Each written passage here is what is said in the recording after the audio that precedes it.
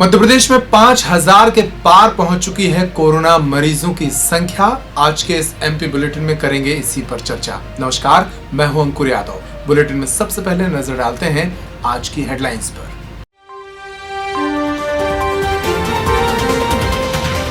अब मध्य प्रदेश में 5465 तक पहुंचा कोरोना संक्रमितों का आंकड़ा। मरने वालों की संख्या हुई 252। मध्य प्रदेश और उत्तर प्रदेश के समूचे बुंदेलखंड में कोरोना का कहर, अब तमाम जिले हुए प्रभावित। भाजपा नेता प्रेमचंद गुड्डू के बगावती सुर, सिंधिया और सिलावट को लेकर साधा निशाना, बताया षड्यंत्रकारी। और देश में 5वें स्थान पर पहुंचा मध्य प्रदेश। महाराष्ट्र, तमिलनाडु, गुजरात और दिल्ली के बाद सबसे ज्यादा मामले एमपी में।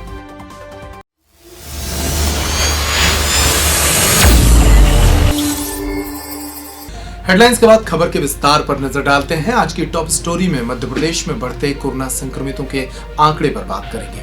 मध्य प्रदेश अब कोरोना संक्रमितों के मामले में देश में 5वें स्थान पर पहुंच चुका है। अब मध्य प्रदेश में महाराष्ट्र, तमिलनाडु, गुजरात और दिल्ली के बाद सबसे ज्यादा कोरोना के केस हैं। यहां ताजा आंकड़ा 5465 तक पहुंच चुका है। मंगलवार को 229 नए मामले इसमें शामिल हुए। इनमें से 2778 एक्टिव केस हैं, जबकि 2435 लोग रिकवर हो चुके हैं। प्रदेश में मरने वालों की संख्या 252 तक पहुंच चुकी है। मध्य प्रदेश के जिलों पर नजर डालें तो अब 20 से ज्यादा ऐसे जिले हैं जहां 20 से अधिक कोरोना मामले सामने आ चुके हैं। इनमें इंदौर सबसे ऊपर है, जहां मंगलवार को 72 नए केस जुड़ने के बाद संख्या 2637 पहुंच गई। भोपाल में भी मंगलवार को 16 नए मामले सामने आए और संख्या 1046 तक जा पहुंची। उज्जैन में भी आंकड़े लगातार बढ़ रहे हैं। 19 नए मामले सामने आने के बाद यहां संक्रमितों की संख्या 362 तक पहुंच गई है। बुरहानपुर में कोरोना का ब्लास्ट हुआ मंगलवार को, जब 42 नए मामले शामिल हुए। यहां अब संक्रमितों की संख्या 194 तक पहुंच चुकी है। खंडवा में भी 21 नए मामले सामने आए और संख्या 186 तक जा पहुंची। जबलपुर में 184, खरगोन में 114, धार में 107, ग्वालियर में 72, रायसेन में 67, देवास में 63, मंदसौर में 60, नीमच में 50, मुरैना में 38, होशंगाबाद में 37, बड़वानी में 33, रतलाम में 28, भिंड में 25, सागर में 23 और विदिशा में 15 मामले अब तक सामने आ चुके हैं।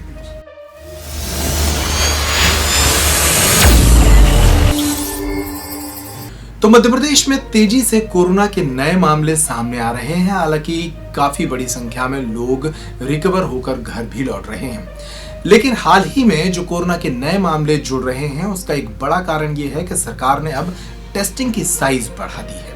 अब तक छतरपुर जैसे जिले में भी रोजाना 2 से 3 सैंपल जा रहे थे, लेकिन सोमवार को यहां से 16 नए सैंपल भेजे गए और मंगलवार को 50 सैंपल भेजे गए।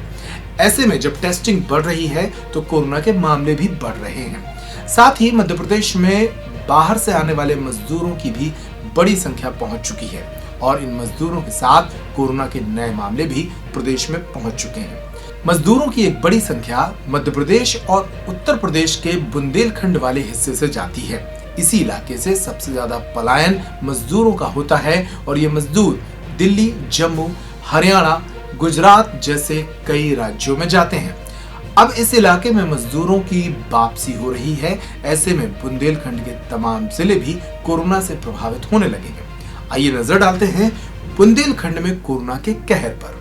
कोरोना संक्रमण की दृष्टि से अगर बुंदेलखंड पर नजर डालें तो उत्तर प्रदेश के सबसे बड़े शहर झांसी में अब तक 30 कोरोना संक्रमण के मामले सामने आ चुके हैं। मध्य प्रदेश में सागर बुंदेलखंड का एक बड़ा शहर माना जाता है और यहाँ भी 23 मामले सामने आ चुके हैं। इसी तरह उत्तर प्रदेश के बांदा में 21, हमीरपुर में 2, महोबा में 3, ललितपुर में 1 और चित्रकूट में 15 मामले सामने आ चुके हैं। मध्य प्रदेश के बुंदेलखंड पर नजर डालें तो सागर में 23 मामलों के अलावा पन्ना में 3, दमोह में 2, टीकमगढ़ में 6 और छतरपुर में 1 मामला सामने आ चुका है।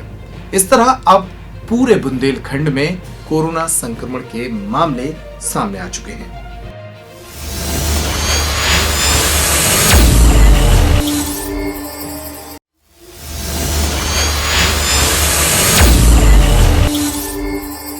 और अब अंत में आज की एक राजनीतिक खबर। मध्य प्रदेश में एक तरफ कोरोना का तांडव है तो वहीं दूसरी तरफ सियासी उठापटक भी जारी है। प्रदेश में अब भी राजनीतिक रूप से सब कुछ ठीक नहीं है। सरकार भले ही सिंधिया के सहयोग से भारतीय जनता पार्टी ने बना ली हो, लेकिन सिंधिया के भाजपा में आने के बाद अब भाजपा के भीतर ही बगावती सुर सामने आने लगे हैं। इंदौर क्षेत्र के नेता प्रेमचंद गुड्डू ने अब सिंधिया पर निशाना साधा है। उन्होंने सिंधिया को षड्यंत्रकारी बताया, साथ ही सिलावट पर भी बरसे। उन्होंने कहा कि ये लोग हमेशा षड्यंत्र रचते रहे। पिछली कांग्रेस की सरकार में सड़क पर उतरने की चेतावनी देने वाले सिंधिया अब सड़क पर क्यों नहीं उतर रहे हैं, जबकि प्रदेश की जनता परेशान है। अब ये किसान यहाँ तकलीफ में, परेशानी में अब क्यों नहीं आ रहे हैं सड़कों पे? कोरोना है, कोरोना में तकलीफ है लोगों को, बात क्यों नहीं कर रहे हैं? आए बीच में, सड़कों पे आए, बात करें। और ये जो है हमेशा से ये षड्यंत्रकारी लोग रहे हैं। इस देश के साथ गद्दारी की सिंधिया परिवार ने। इस देश के फ्रीडम फाइटरों को, महारानी लक्ष्मीबाई को अपने किले में बुलवा के अंग्रेजों से मरवा दिया। और राजमाता ने भी धोखा दिया, सरकार गिराई थी। इनके पिताजी माधवराव सिंधिया, उनने भी कांग्रेस को धोखा दिया था और कांग्रेस से हट के चुनाव लड़े थे। सांवेर की जनता, जो कि हमारा कार्य क्षेत्र है, पहले एमएलए रहा हूँ मैं, वहाँ से जनता सबक सिखाएगी और निश्चित तौर से तुलसी सिलावट को यहाँ पे चुनाव हराएंगे। और तुलसी सिलावट की हार यानी ज्योतिराव सिंधिया की हार मानी जाएगी।